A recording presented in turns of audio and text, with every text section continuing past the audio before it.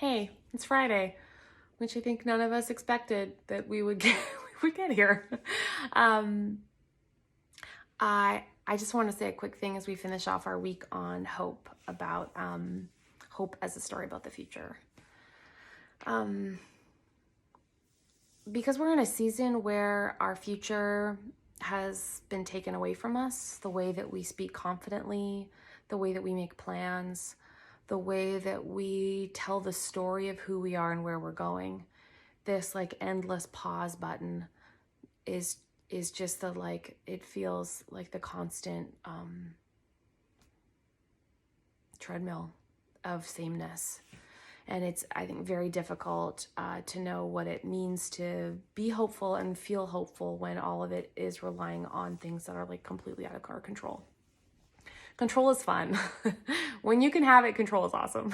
I'm totally in favor of control. I miss control. I miss control so badly. But that's gone.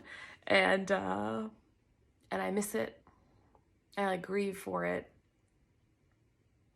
It was really helpful. It was last week when I was talking to Lori Gottlieb, the psychotherapist, about, I said grief, and she said that she talks about losses and like that we have so many kinds of losses, and like loss of the future, I think, is one of them that we're all living with right now.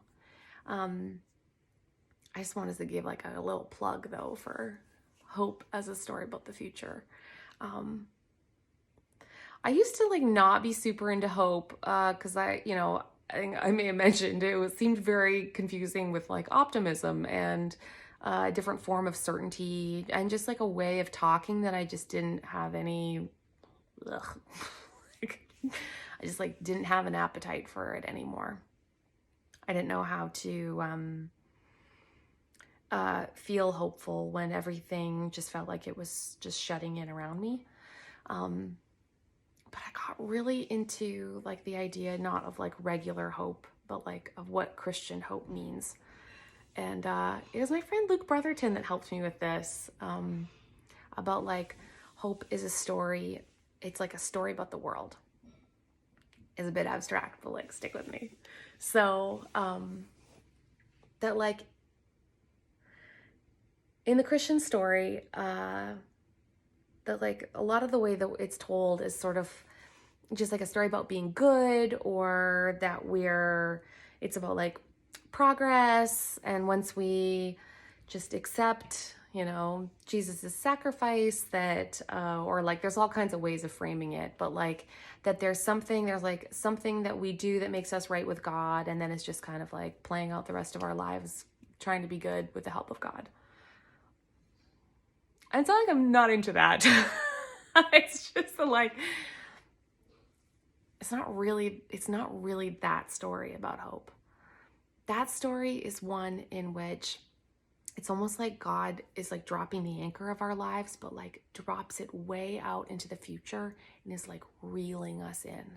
Is that the things in us that see the world's brokenness and aches, that like that's because we know that there is like consummation of like things being made right, that we need to like, that we are being pulled toward. And that a hopeful person, like in that story of hope, is one that sees if it's like Lord of the Rings style, that it's like the big story. And the big story is one in which God is drawing all people